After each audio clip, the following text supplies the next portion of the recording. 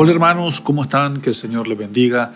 Quiero ser franco con ustedes y decirles que tengo un poco de nostalgia en mi corazón por el hecho de que este ya es el penúltimo mensaje de nuestro estudio sobre el libro de Santiago, versículo por versículo.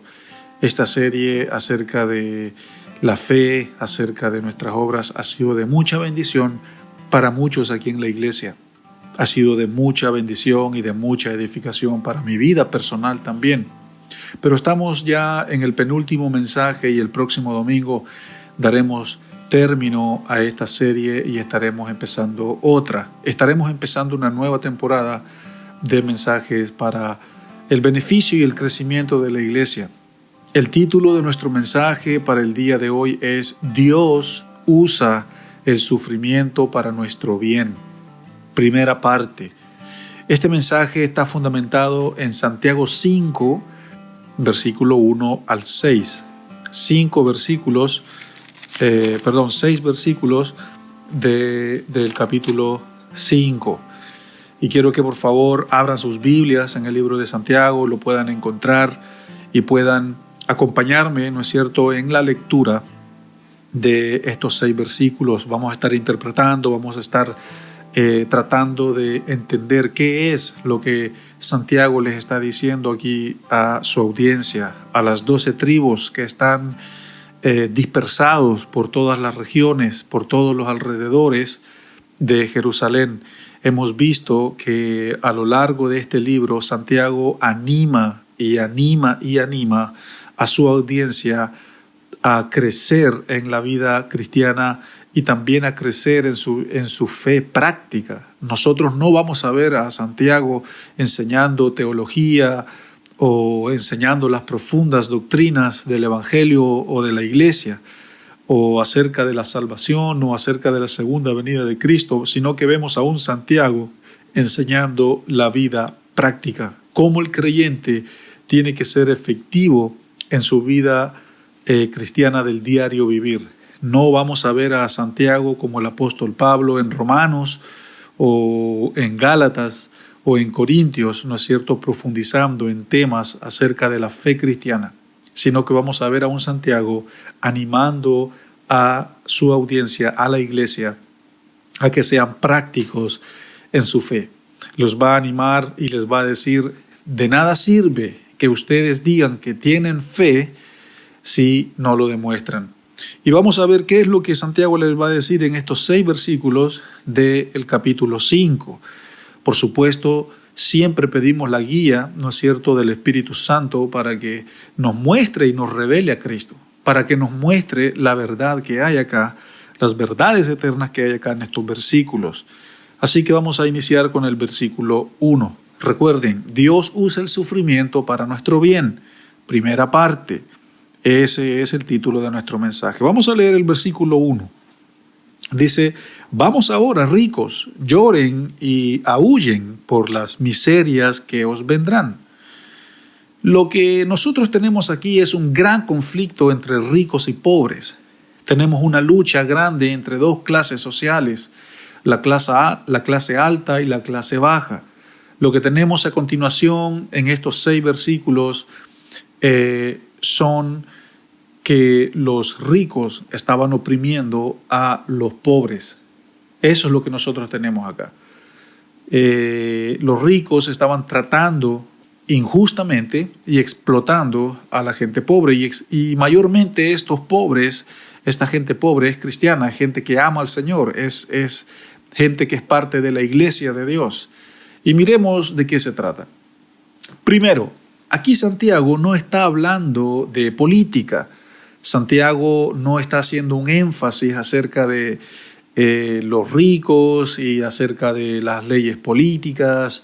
Santiago no está siendo un revolucionario, izquierdista, amante, ¿no es cierto?, del socialismo o del comunismo. No es un seguidor de Hugo Chávez, ni de Maduro, ni de Fidel Castro. No es un Robin Hood que le roba y ataca, ¿no es cierto?, a los ricos para robarles su dinero y dárselo a los pobres. Santiago tampoco está fomentando acá ningún tipo de socialismo. Santiago simplemente está diciéndole a los judíos cristianos, entre ellos algunos son ricos, entre otros que no, pero Santiago les está diciendo que no sean groseros, que no sean injustos, que no sean crueles con sus trabajadores. Santiago está diciendo que hacen mal al no reflejar la bondad y el carácter de Dios hacia los necesitados. Santiago les dice, aténganse a las consecuencias por sus crueldades. ¿Por qué? Porque Dios lo mira todo. Dios lo sabe todo. Eso es lo que está haciendo Santiago. Está reprendiendo, está amonestando una conducta que va en contra del reino de los cielos. Así no es como un creyente que tiene negocios y que tiene dinero se comporta. Si usted tiene dinero, si usted tiene negocios, si usted tiene riqueza, si usted tiene esclavos o empleados, trátelos bien. Trátelos como Dios trataría a uno de sus hijos, como Dios nos enseña que tenemos que amar a nuestros hermanos, amar a nuestro prójimo. Tratemos a los demás con amor y con compasión. Eso es lo que está diciendo Santiago, eso es lo que está reprendiendo Santiago. La actitud de grosería, la actitud de explotación, la actitud de trabajar y no pagar lo justo. Porque aquí los pobres están sufriendo y vamos a hablar más acerca de esto a medida que vayamos avanzando en nuestros versículos. Versículo 2. Vuestras riquezas están podridas y vuestras ropas están comidas de polilla. Santiago afirma que si ellos tienen ese comportamiento, sus riquezas vienen a ser vanas, sus riquezas vienen a ser podridas, porque los que reciben este desprecio de parte, ¿no es cierto?, de los pobres, es decir, los pobres están reprochando también a los ricos. Los pobres están sufriendo y están teniendo una actitud no buena hacia los ricos. Y Santiago aquí está afirmando que sus riquezas están podridas. ¿Por qué? Porque no reflejan el carácter de Dios. Ellos tienen ese comportamiento malo y por lo tanto todo lo que ellos son y lo que ellos hacen también es malo, incluyendo sus riquezas, incluyendo sus ganancias que vienen a ser vanas y pasajeras.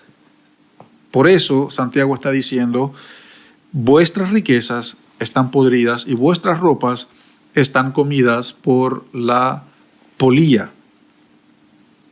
¿Ya? Es importante entender esto. Más adelante vamos a hablar acerca de la polilla. Versículo 3. ¿Qué es lo que nos está diciendo Santiago en el versículo 3? Vuestro oro y plata están enmojecidos, y su mojo testificará contra vosotros y devorará del todo a vuestras carnes como fuego. Habéis acumulado tesoros para los días postreros. Es lo que está diciendo este hombre. Santiago está reprendiendo la actitud, repito, Santiago está reprendiendo la actitud de acumular riquezas aquí en la tierra. Santiago aquí en el versículo 3, está reprendiendo la actitud de acumular riquezas aquí en la tierra. Está reprendiendo esa actitud. Hacer tesoros en este mundo, eso está mal. Ustedes están pensando solo en el dinero, pero se están olvidando de lo espiritual. Están pensando solo en las cosas materiales, pero se están olvidando de su hermano. Están siendo egoístas, no están pensando en los demás, están pensando solo en ustedes, en tener y en tener. Y esto es lo que Jesús dijo en uno de sus evangelios acerca de la polilla, acerca del orín. Es importante que nosotros podamos entender esto. ¿Qué es lo que dice Mateo 6, 19 al 21? No os hagáis tesoros en la tierra, donde la polilla y el orín corrompen, y donde ladrones miran y hurtan, sino haceos tesoros en el cielo, donde ni la polilla ni el orín corrompen, y donde ladrones no minan ni hurtan, porque donde esté vuestro tesoro, allí estará vuestro corazón. Eso es lo que Jesús dijo en los evangelios. Es exactamente lo que Santiago está reprendiendo acá en el versículo 2 y 3, de que ellos están acumulando riquezas pero esas riquezas no tienen propósito. ¿Por qué? Porque serán riquezas que se las comerá la polilla o se las comerá el orín. ¿Y qué es lo que nosotros entendemos por polilla? Polilla es un insecto tipo larva que se albergaba en la ropa, especialmente en la ropa hecha de lana, en la antigüedad estoy hablando. Es como este insecto, ¿no es cierto?, que se comía la tela de las ropas hasta dejar muchos orificios, hasta tal punto que no era posible usar esa prenda porque era inservible. Eso es la polilla, era un tipo de insecto que se comía la tela, que se comía la ropa. El orín es simplemente óxido. El óxido que sale del metal, el óxido que sale del hierro o el óxido que sale de los metales que están cerca de las zonas donde hay playas que se oxidan, corroen el metal. Entonces el orín simplemente es el óxido que se come el metal poco a poco con el tiempo. Entonces los judíos a los que Santiago les escribe aquí están viviendo como si nunca fueran a morir. Están viviendo con riquezas, están viviendo la vida buena, con mucho dinero y viviendo vidas que no reflejan una vida conforme al reino de Dios. Una vida como que si nunca se va a acabar. Ellos actuaban como que si Jesús nunca viniese por su iglesia, como que se iban a vivir para siempre. Versículo 4. He aquí clama el jornal de los obreros que han cosechado vuestras tierras, el cual por el engaño no les ha sido pagado por vosotros, y los clamores de los que habían cegado han entrado en los oídos del Señor de los ejércitos. Aquí Santiago está haciendo referencia, atención a esto, Santiago está haciendo referencia a los ricos, no a los ricos, perdón, sino a los pobres que estaban siendo oprimidos y sufriendo. Y en base a esta gente que está hablando aquí Santiago en el versículo 4, en base a ellos es que él está escribiendo esto. Porque eran los pobres los que estaban sufriendo, eran los pobres los que estaban pasando dificultad. Entonces aquí en Santiago hace referencia no a los ricos, sino a los pobres que estaban siendo oprimidos y estaban sufriendo. Santiago dice, los trabajadores pobres están sufriendo, están siendo oprimidos, están siendo explotados. Ellos están clamando a Dios en oración en medio de su sufrimiento. Ellos están diciendo, Dios, ayúdanos. Y el Dios de los cielos, el Dios de los ejércitos, ha escuchado su clamor. Es lo que está diciendo Santiago. El Dios de los cielos ha escuchado su clamor. Ellos están sufriendo, no la están pasando bien, están siendo explotados, están trabajando largas jornadas de trabajo. Y el versículo 4 dice, aquí clama el jornal de los obreros que han sido pagados por vosotros. Y estos clamores han llegado a los oídos de Dios. Entonces Santiago está reprochando la actitud de los ricos porque estaban haciendo sufrir a los pobres. Versículo 5. Han vivido en deleites sobre la tierra y han sido disolutos. Han engordado sus corazones como en el día de la matanza. Eso es lo que Santiago está diciendo. Ustedes están viendo que los pobres están pasando mal, que los pobres están sufriendo y ustedes están viviendo la vida buena en sus casas, con muchas comodidades, con muchos bienes. Están viviendo como reyes engordados y engordando también, haciéndose los lesos con ellos, ignorando las necesidades, ignorando los gritos, ignorando las injusticias, haciendo la vista gorda como si nada está pasando. Pero atención, iglesia, de que Dios en este caso siempre va a favorecer al pobre. Dios odia la injusticia. Versículo 6. Habéis condenado y dado muerte al justo, y él no os hace resistencia. Santiago dice, ustedes han condenado al justo dándole muerte. Esto se refiere a que los ricos judíos los llevaban a los tribunales, ya sea por alguna mala conducta, ya sea por una queja, para acusarles, para que ellos recibiesen severos castigos. De esa manera los mataban, de esa manera los maltrataban. Los ricos eran egoístas y se mostraban insensibles y despreciativos hacia los pobres. Y los pobres, por su parte, respondían también con envidia, con murmuraciones, con malas conductas, con quejas, y acusaban también a Dios de su pobreza. Y en este caso, como ya lo dije antes, Dios favorece a los pobres, a los cristianos que estaban sufriendo toda esta injusticia social.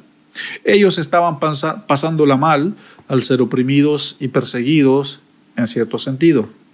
Ellos estaban sufriendo y, como ya dije antes también, Dios odia la injusticia, Dios odia la corrupción.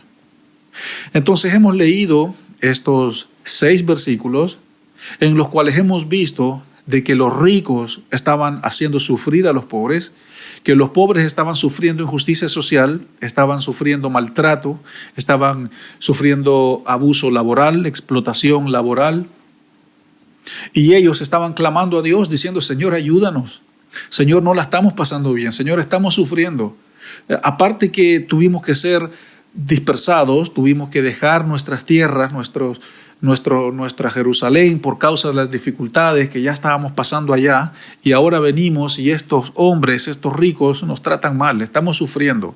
Aparte que el César ya anda persiguiendo a los cristianos, algunos están siendo asesinados en el Coliseo romano, algunos están sirviendo de antorchas humanas, algunos otros están siendo metidos en el Coliseo para que los leones o los tigres, ¿no es cierto?, los ataquen y se los coman, y eso divierte a la gente.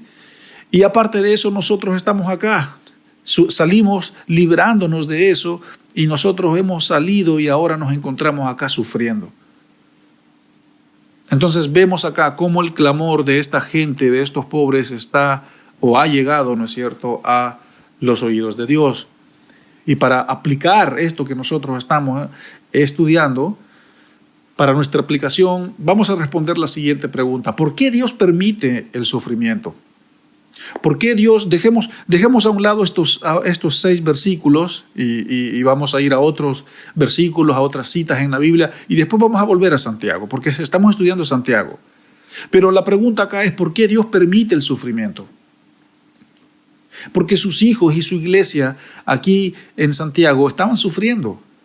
Pero Dios ya lo dijo en el 2º versículo de este libro, cuando dice: tengan por sumo gozo cuando se encuentren en diversas pruebas. Esto lo dice Santiago 1:2. Así que si usted se está preguntando por qué nosotros sufrimos, por qué en nuestro diario vivir, en nuestra vida cristiana nosotros sufrimos, bueno, primeramente es porque Jesús lo dijo. Jesús lo dijo en Juan 16:33, estas cosas os he hablado para que en mí tengáis paz. En el mundo tendréis aflicción, pero confiad, yo he vencido al mundo.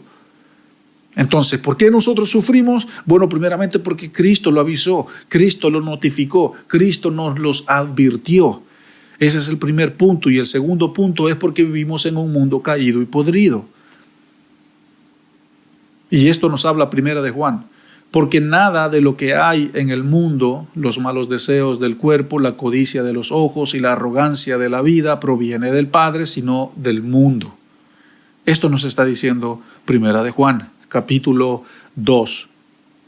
Entonces estas son las razones de por qué nosotros sufrimos, porque vivimos en un mundo podrido y malo y caído, y también porque Jesús ya nos los dijo, Dios ya nos los avisó.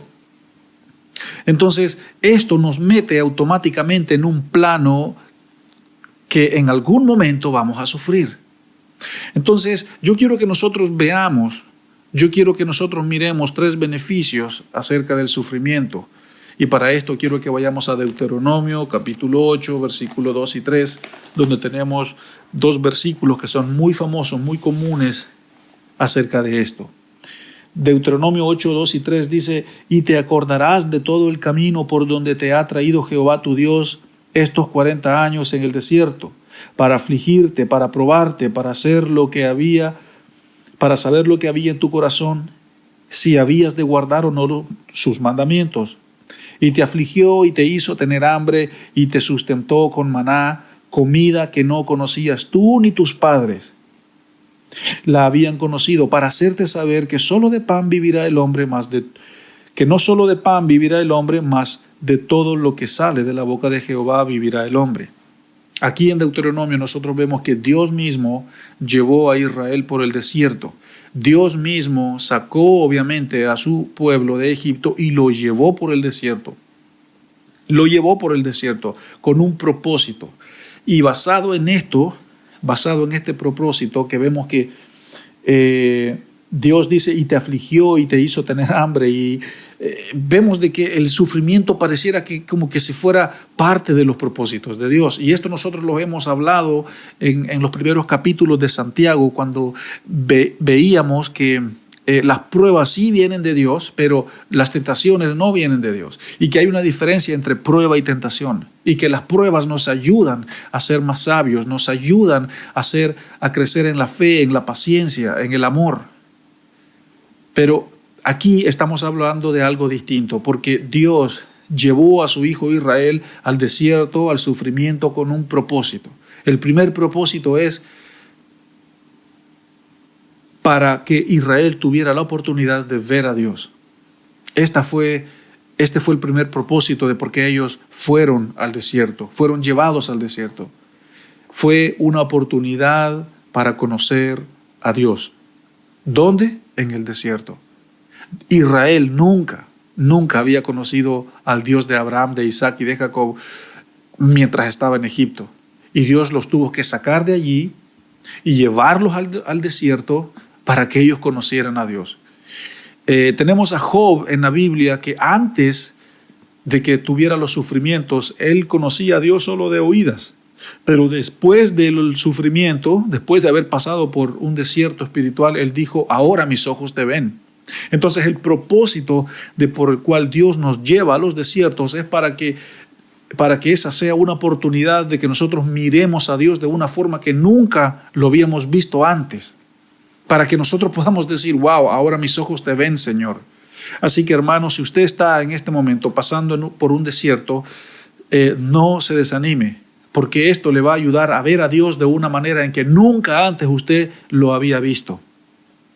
Nuestro segundo beneficio, ¿no es cierto?, del por qué nosotros sufrimos, es que el sufrimiento o el desierto es una herramienta para limpiar nuestro corazón. Dios limpió el corazón de Israel. Dios limpió la queja, limpió la murmuración, limpió el pecado, limpió la maldad, limpió todas estas cosas del corazón de Israel, porque cuando Israel vivía en Egipto estaba completamente corrompido, corrupto. Entonces, qué fue o cuál fue la herramienta que Dios usó para limpiar el corazón de Israel? El desierto. Un sufrimiento, una dificultad. Dios limpió el corazón de Israel, ¿a dónde? En el desierto.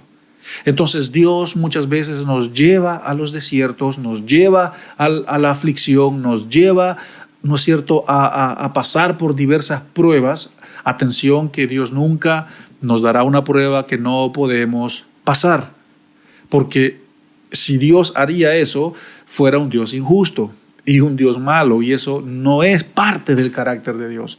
Dios nos va a dar una prueba en base a nuestra capacidad. Entonces, Dios dice que es necesario que nosotros seamos llevados a los desiertos para limpiar nuestros corazones. A veces hay cosas o hay pecados o hay actitudes en nuestros corazones que solo con una ida al desierto, con una llevada al desierto de la mano de Dios, solo con eso puede salir esa basura de nuestro corazón. Entonces, por eso, si usted también hoy en día se encuentra en un desierto, no se desanime, porque está siendo una herramienta para que Dios limpie y saque lo malo de su corazón. Entonces, este es nuestro segundo beneficio de un desierto o de un sufrimiento. Nuestro tercer y último beneficio es que los desiertos o el sufrimiento nos forman a la imagen de Cristo. Dios quería que su hijo Israel fuera como su otro hijo llamado Jesús. Ese carácter que Dios quiso formar en Israel es el carácter de su otro hijo, el carácter de su hijo Jesucristo.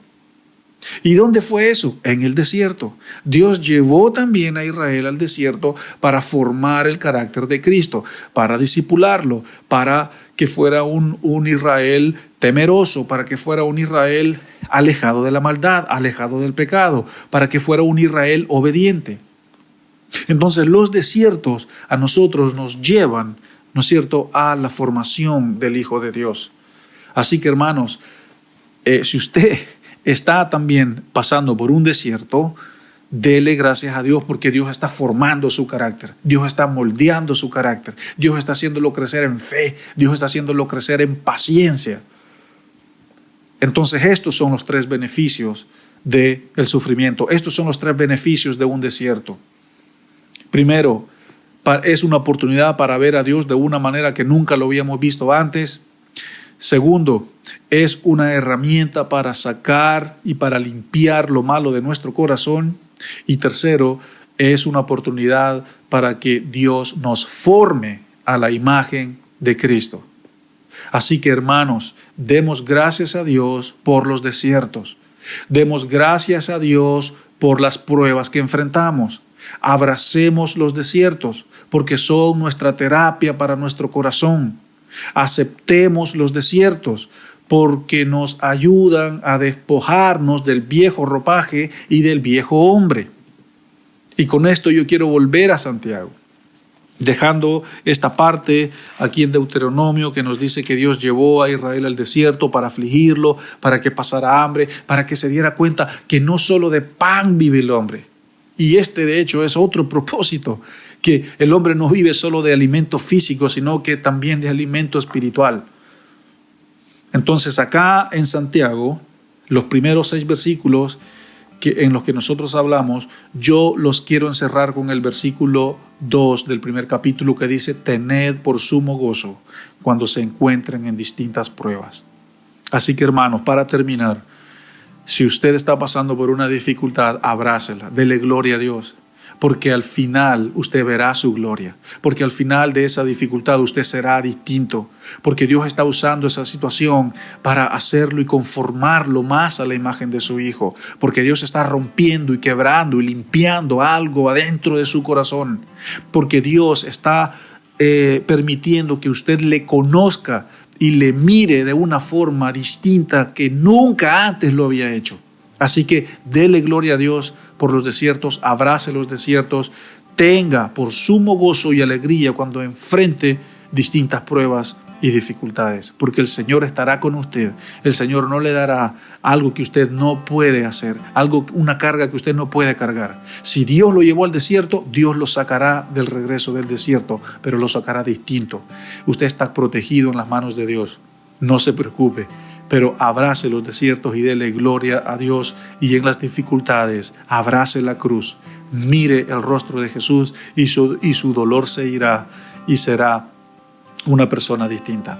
Así que el Señor me los bendiga y nos vemos en nuestro último mensaje de nuestra serie basada en el libro de Santiago. Que el Señor me los bendiga.